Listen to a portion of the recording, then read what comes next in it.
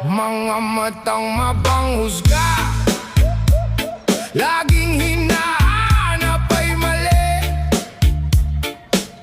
Konting galaw mo lang napapansin lagi.